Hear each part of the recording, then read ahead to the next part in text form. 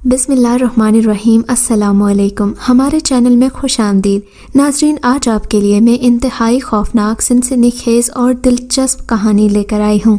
लेकिन कहानी शुरू करने से पहले आपसे गुजारिश है कि अगर आप हमारे चैनल पर नए हैं तो हमारे चैनल को ज़रूर सब्सक्राइब कीजिए ताकि आपको हमारी वीडियोस सबसे पहले मिलें। मेरा ताल्लुक़ शुमाली इलाका जात से है। हम लोगों के यहाँ जब शादियाँ होती हैं तो गांव के लोग और सभी रिश्तेदार दिनों तक नहीं बल्कि हफ्तों जश्न मनाते हैं। हमारे लिए खुशी का वाहिद ज़रिया हमारे घरों में होने वाली रिवायती शादियाँ होती हैं जिनमें ढेरों की तादाद में लोग शिरकत करते हैं और खाना भी ऐसा लजीज पकता है कि दिनों तक हम सबको याद रहता है। मगर मेरे कज़िन इस्माइल की जब शादी हुई तो उसने किसी को नहीं बताया, और शायद इसलिए कि वो जिस लड़की को पसंद करता था, इस्माइल की वालिदा को वो लड़की पसंद नहीं थी। फिर खुदा जाने कैसे ये रिश्ता तय पा गया। शायद इस्माइल और वो लड़की छुपकर कहीं मिल रहे थे कि उसके बाप और भाइयों ने उन दोनों को ऐसा करते देख लिया। बस फिर क्या था, जैसे तूफ़ान ही आ गया। इस्माइल के लिए मुसीबत खड़ी हो गई, मगर इस मुसीबत में खुशी भी थी। वो ये कि सारा के बाप और भाइयों ने इस्माइल से साफ साफ कह दिया कि अगर तूने सारा से शादी नहीं की तो हम तुझे ज़िंदा नहीं छोड़ेंगे, क्योंकि तू हमारी इज़्ज़त पामाल कर चुका है और ऐसे में हम अपनी लड़की का ब्याह कहीं और करके सारी ज़िंदगी उसे ससुराल वालों के तानों का निशाना नहीं बना सकते। इस्माइल को और क्या चाहिए था, वो तो शुरू से ही ज़ारा से शादी करना चाहता था। अब तो जब उसके बाप ने ये धमकी दे दी थी कि वो उसकी जान ले लेगा, तब इस्माइल को अपनी माँ को ब्लैकमेल करने का मौका मिल गया। माँ से कहा, माँ अगर तुम चाहती हो कि मैं ज़िंदा न रहूँ तो ठीक है, मैं ज़ारा से शादी नहीं करूँगा, लेकिन अगर तुम मेरी शक्ल देखना चाहती हो तो मेरी शादी ज़ारा से ही कर दो कि इसी में हम सब की भलाई है। माँ को अपने बेटे की ज़िंदगी से ज़्यादा अजीज़ तो कुछ भी नहीं था। माँ ने कहा कि मैं तेरी शादी ज़ारा से ही करूँगी, लेकिन ये सब हमें जल्दी ही करना होगा। ऐसा न हो कि उसके बाप को गैरत आ जाए और फिर वो ज़ारा की शादी से भी इनकार कर दे। यूँ मेरे सबूत की जान को ख़तरा है। माँ की ये ब्लैकमेलिंग काम आ गई। अब इस्माइल ने सोचा कि इससे अच्छा मौका और कोई नहीं। तभी शादी की तारीख अचानक रख दी गई। ज़ारा और इस्माइल के लिए हम सब बहुत खुश थे, मगर शादी अचानक होने की वजह से सब लोगों के लिए शिरकत करना मुश्किल था। मैं तो इस्माइल का जिगरी दोस्त था और दूसरे शहर में रहता था। मुझे जब इत्तला मिली तो मैंने फ़ौरन ही मालिक से मिन्नत की कि मुझे कुछ हफ्तों के लिए छुट्टी दे दें। मालिक मेरे काम से खुश था, उसने मेरी छुट्टी मंजूर कर ली। सच कहता हूँ कि अगर वो छुट्टी मंजूर ना भी करता तो इस्माइल की शादी में शिरकत करने के लिए मैं कुछ भी कर सकता था। बहरहाल मैं अपनी ड्यूटी से छुट्टी लेकर गांव आ गया। मैं बहुत खुश था, लेकिन ये आखिरी दिन था, यानी कि सुबह इस्माइल की बारात जानी थी और हम लोगों को आज नहीं बल्कि आज से 2-3 दिन पहले घर से निकल जाना चाहिए था। मगर मेरे घर वाले, खुसूसन मेरी भाभियाँ, अपने छोटे बच्चों की वजह से घर के कामकाज में मसरूफ़ थीं। उनके लिए निकलना ज़रा मुश्किल था। मैं जब भी घर में होता, हंगामा मचाकर अफरा तफरी की वजह से सब लोगों को शादी या फिर किसी भी मौके पर जाने के लिए तैयार कर ही देता। मगर चूँकि ये सब बड़े थे और फिर इस्माइल के ख़ानदान से हमारी कुछ ख़ास बनती भी ना थी, तभी ये सारा मामला ठंडा पड़ गया। मेरी भाभियाँ अपने कामों में मसरूफ़ थीं। मैं शाम के वक्त जब घर पहुँचा तो मेरे छोटे कज़िन्स यानी कि सारी बच्चा पार्टी नाराज़ बैठी थी। इनका कहना था कि हमें भी इस्माइल भाई की शादी में जाना है, मगर घर में कोई भी इस काम के लिए मान नहीं रहा। वो सब खुश थे कि उनका बड़ा भाई आ गया, अब वो लोग मेरे साथ इस्माइल की शादी में जा सकते थे। सब ये भी जानते थे कि इस्माइल मेरा दरीना दोस्त है, सो मैं तो लाजमी जाऊंगा। मेरे ही एक कज़िन सालार ने मुझे शहर में ये इत्तला की थी कि इस्माइल भाई की शादी अचानक तय हो गई है। तभी मैं अचानक इमरजेंसी में शहर से गांव पहुंचा था। अब सब लोग बहुत खुश थे। अम्मा मुझे मना करने लगी कि शाम के इस वक्त तुम्हें इस्माइल की तरफ नहीं जाना चाहिए, क्योंकि इस्माइल का घर दूसरे गांव में वाक़ था और वहां जाने के लिए हमें एक झील पार करना पड़ती। झील में कभी कभी मल्लाह होता तो कभी ना होता। ہمارے لیے وہاں جانا مشکل تھا۔ ظاہر ہے پہنچنے کے لیے جھیل کا پار کرنا ضروری تھا۔ جھیل راستے کا اہم حصہ تھی۔ اگر جھیل کا راستہ نہ طے کرتے تو ہمیں پہاڑی کی طرف سے جانا پڑتا، اور وہ راستہ اس قدر لمبا اور تھکا دینے والا تھا کہ ہمیں ایک دن مزید لگ جاتا، کیونکہ اس پہاڑی پر چڑھتے ہوئے بہت احتیاط سے کام لینا پڑتا۔ بہرحال ہم سب لوگ کافی زیادہ تھے، سو ہمیں اس بات کی فکر نہیں تھی کہ ہم جھیل کی طرف خوفزدہ ہوں۔ ویسے اس جھیل، جس کا نام کالی جھیل تھا، کے بارے میں مشہور تھا کہ یہاں پر یا تو ڈاکو اور چور لٹیرے چھپے بیٹھے ہوتے ہیں جو راہگیروں کو لوٹ لیتے ہیں، یا یہاں پر کوئی آسیبی چکر ہے۔ دراصل یہ جھیل پہلے ایک دریا تھا، ایک بہتا صاف دریا، مگر اب پانی کی کمی کی وجہ سے یہ دریا جھیل بن گئی تھی۔ بس اسی لیے میرے گھر والے نہیں چاہتے تھے کہ میں اس جھیل کا راستہ پار کر کے اسماعیل کی شادی میں جاؤں، اور وہ بھی اتنی دور، کیونکہ ابھی شام کا وقت تھا۔ یہ جھیل آج سے بھی مشہور تھی، سو میری اماں کچھ زیادہ ہی پریشان تھیں۔ میں نے اماں کو تسلی دی کہ ایسا کچھ نہیں ہوگا، ہم لوگ بہت سارے ہیں، پھر نہتے ہیں، ہمارے پاس کوئی قیمتی چیز بھی نہیں ہے، ڈاکو ہمیں کس بنیاد پر روکیں گے اور ہم سے کیا ہی چھین لیں گے۔ میری اماں مجھے منع کرتی رہ گئیں، مگر کیسے رکتا، درینہ دوست کی شادی تھی۔ اماں کے پاؤں پکڑ کر انہیں منا ہی لیا، وہ بھی کیا کرتی، مجھے روک نہیں سکتی تھیں۔ پھر بھابیاں بھی مجھے ڈانٹنے لگیں کہ سارے بچے میرے ساتھ جانے کو تیار تھے۔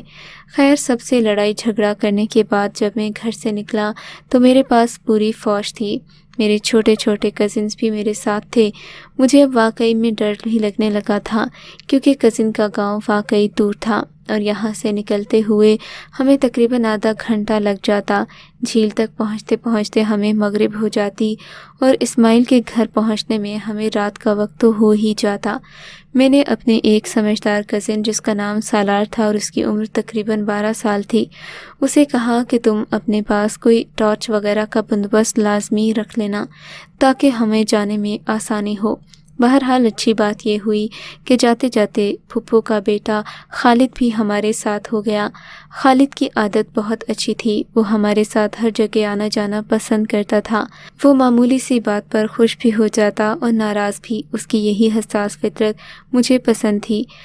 خیر، خالد کے آنے سے مجھے بہت خوشی ہوئی تھی۔ میں اور خالد آگے آگے جا رہے تھے، جبکہ ہمارے پیچھے ساری بچہ پارٹی آ رہی تھی۔ تقریباً آدھے گھنٹے کے بعد ہم کالی جھیل پر پہنچ گئے تھے۔ کالی جھیل اس وقت تقریباً پانی کی وجہ سے اچھی خاصی بھری ہوئی تھی، مگر ایسی بھری جھیل میں ہی کشتی چلانے کا بھی مزہ آتا ہے۔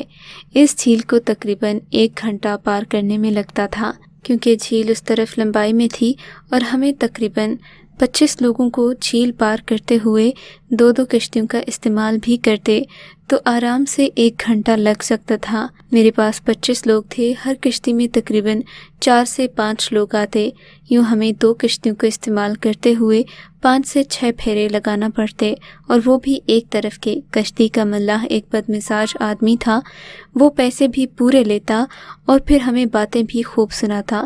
اکثر لوگوں کو تو وہ یہی کہتا کہ تم لوگ اس جھیل کی طرف آتے ہی کیوں ہو، جبکہ معلوم بھی ہے یہ ایک آسیبی جھیل ہے۔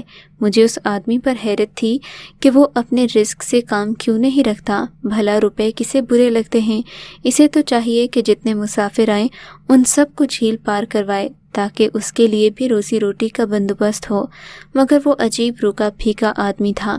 اس کا حجم بھی عام لوگوں سے زیادہ تھا، اور آنکھوں میں ایسی وحشت کہ اسے دیکھتے ہی مجھے عجیب سا احساس ہوتا۔ بہرحال میں نے اس آدمی سے بحث نہیں کی۔ ہم نے کون سا روز آنا تھا، اس کے پاس 2 کشتیاں تھیں۔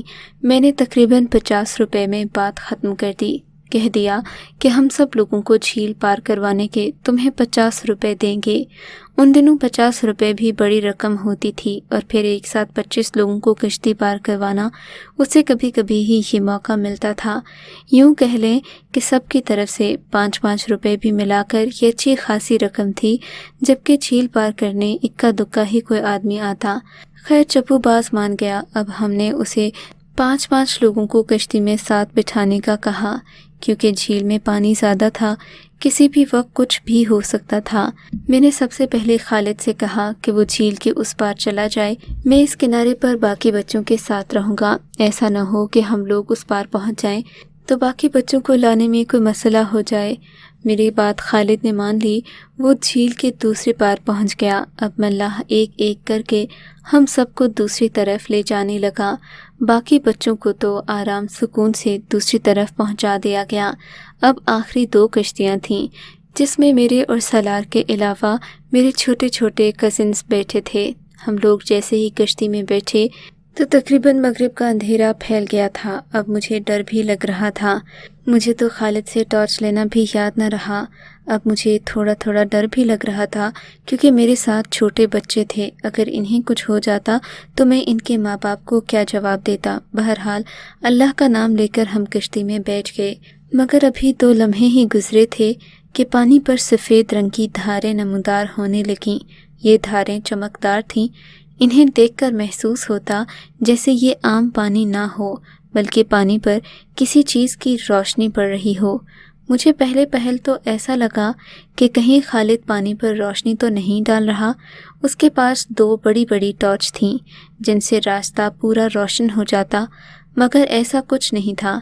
जब मैंने दूसरे किनारे की तरफ देखा तो वहाँ खालिद खड़ा हल्का सा नज़र आ रहा था।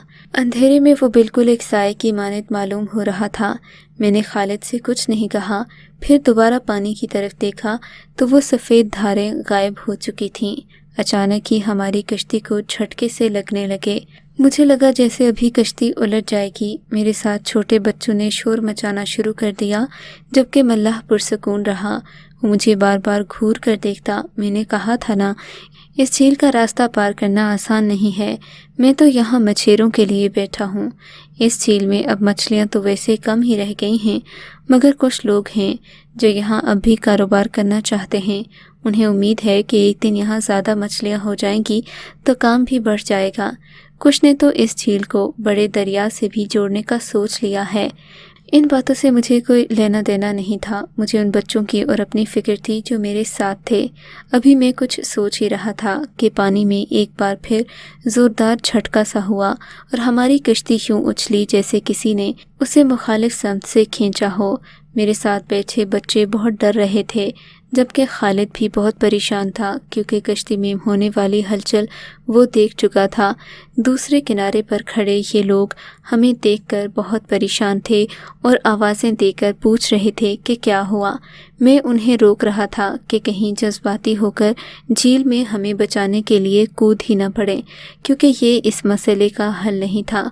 मल्लाह ने खालिद को न जाने क्या इशारा किया कि वो दूसरी तरफ को भाग खड़ा हुआ। अब तो मेरी परेशानी और बढ़ गई थी। मल्लाह बहुत गुस्से में लग रहा था। उसकी परेशानी भी देखनी थी, मगर बज़ाहिर वो खामोश रहा। अभी थोड़ी देर गुजरी थी कि एक और सफ़ेद रंग की रोशनी की धार हमारे इर्द गिर्द चक्कर काटने लगी। वो दोनों कश्तियों को घेरे हुए थी। सफ़ेद धारें ख़त्म होती तो कश्ती को एक ज़ोरदार झटका लगता। अब तो हमें जैसे आदत सी हो गई थी। बच्चों ने ज़ोर से कश्ती में मौजूद लकड़ियों को पकड़ लिया और आयतुल कुर्सी का विर्द करने लगे।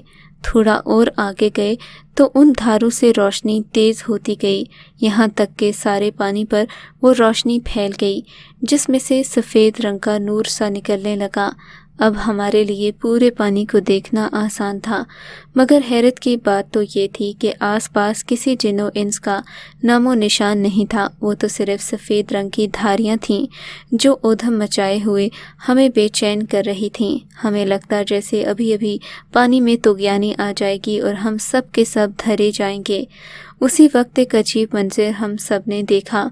जिस तरह से झील शुरू होती थी, एक सफ़ेद रंग की रोशनी फूटी और बेशुमार लोग जैसे वो किसी शादी में जा रहे हों एक तरफ से चल पड़े। उनमें छोटे छोटे खूबसूरत बच्चे भी थे जिन्होंने रंगीन रंग बिरंगे खूबसूरत मलबूसात पहन रखे थे।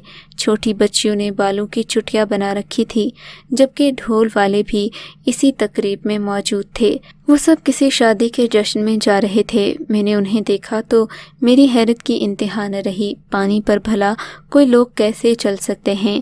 مگر ان کے انداز سے معلوم ہو رہا تھا جیسے وہ پانی نہیں بلکہ خشک زمین پر ہوں۔ میں نے حیرت سے ملاح کی طرف دیکھا۔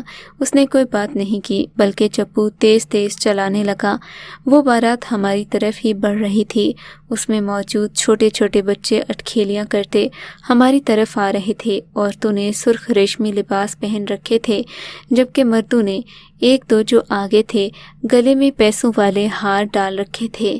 مجھے ان سب کو دیکھ کر محسوس ہو رہا تھا کہ میں کسی شادی کی تقریب میں آ گیا ہوں۔ ادھر خالد کے چیخنے کی آواز آ رہی تھی، شاید وہ ملاح کو آوازیں دے رہا تھا۔ تبھی ایک منظر ایسا ہوا جس نے ہم سب کی زندگیوں کو خطرے میں ڈال دیا۔ بارات کے ساتھ موجود بچے ایک ایک کر کے ہماری طرف بڑھنے لگے اور پھر وہ کشتیوں میں یوں بیٹھے جیسے یہ انہی کے لیے بنائی گئی ہوں اور یہ کرایہ دے کر ان کشتیوں میں بیٹھے ہوں۔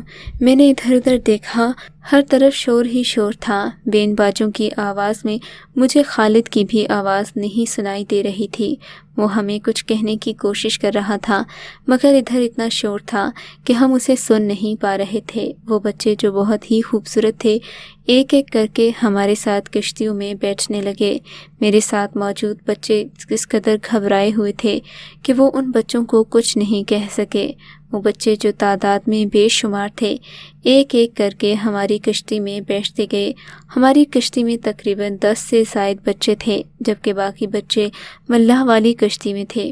ملاح انہیں کچھ نہ کہتا، اس نے ہمیں بھی خاموش رہنے کا اشارہ کیا مگر چھوٹے بچے جو میرے ساتھ تھے وہ اب بھی چیخ رہے تھے، یہاں تک کہ کشتی میں بچوں کا وزن اس قدر زیادہ ہو گیا کہ ہمیں لگا جیسے ہم اگلے ہی پل ڈوب جائیں گے۔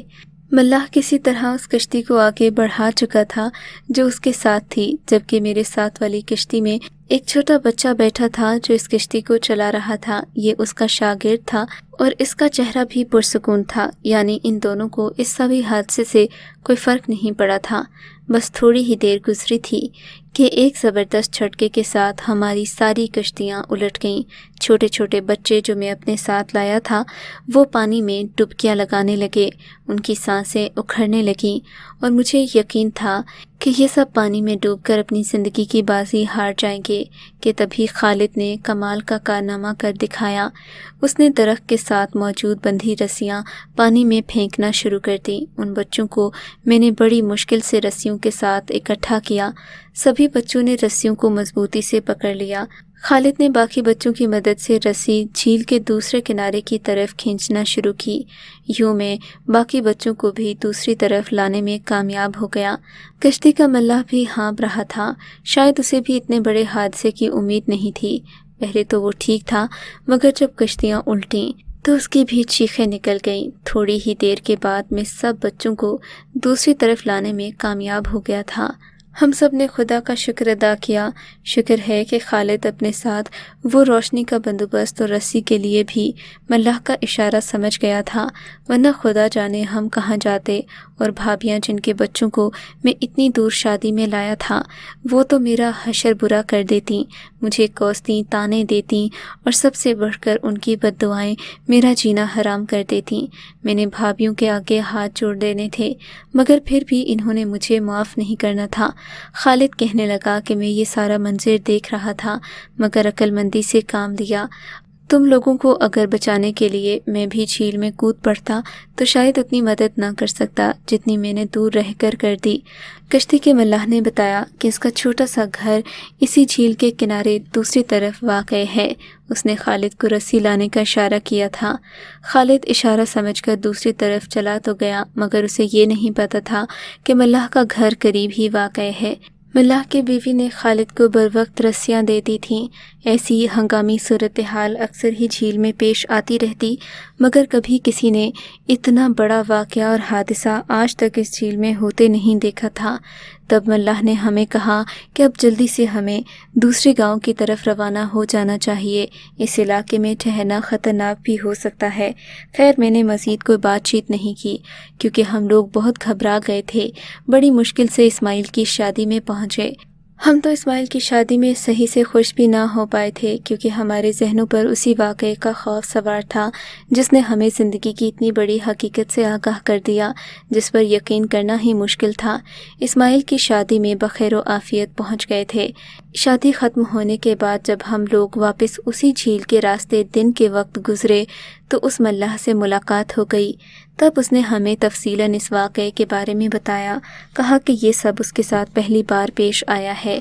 اس سے پہلے اس نے چھوٹے چھوٹے بچوں کو دیکھا ضرور تھا اور وہ یہ سمجھتا تھا کہ یہ جنات کے بچے ہیں جو تھوڑی دیر کے بعد انہیں ڈرا دھمکا کر واپس چلے جائیں گے، مگر اس کی بیوی نے اسے ایک اور ہی کہانی سنائی۔ دراصل اس علاقے سے آج سے تقریباً 20 سال پہلے گاؤں کے سب سے امیر رئیس زادے کی بارات گزری تھی، مگر اس بارات کو اس جھیل میں آنے والے طغیانی نے کھا لیا تھا۔ وہ بارات بھی اسی طرح کشتیوں پر بیٹھ کر اس جھیل کو پار کرنا چاہتی تھی، مگر عین وقت پر طغیانی آ گئی جس نے ان سب کی خوشی کو برباد کر دیا۔ دونوں خاندانوں میں صف ماتم بچھ گئی۔ بس اسی بات کے بعد سے یہ جھیل آصف زدہ ہو گئی ہے۔ یہاں سے جو بھی گزرتا ہے، کسی کو ڈھول باجے کی آوازیں آتی ہیں تو کسی کو چھوٹے بچے آ کر تنگ کرتے ہیں۔ میں ان سب واقعات کی طرف دھیان نہیں دیتا تھا، مگر جہاں آصف ہو اس جگہ سے گزرنا بھی خطرناک ہے۔ تم لوگوں کو میں نے اسی خدشے کے تحت منع کیا تھا، مگر تم لوگ مانے نہیں۔ بہرحال آئندہ احتیاط کرنا۔ وہ شخص اگر ہمیں یہ بات سفر کرنے سے پہلے بتاتا تو شاید ہم یقین نہ کرتے بلکہ اس کا مذاق اڑاتے۔ صحیح بات ہے، جب تک انسان کسی چیز کو آنکھوں سے دیکھ نہ لے وہ اس کے وجود کو جھٹلاتا ہی رہتا ہے۔ اگر آپ کو یہ کہانی اچھی لگی ہے تو اس ویڈیو کو لائک کیجیے اور اس طرح کی مزید ویڈیوز دیکھنے کے لیے ہمارے چینل کو سبسکرائب کیجیے۔ اور ہاں، اگر آپ کی کسی دوست، رشتہ دار یا بہن کے ساتھ خدا نہ کرے ایسا کوئی واقعہ پیش آیا ہے تو ہمیں کامنٹ سیکشن میں اس کے بارے میں ضرور بتائیے۔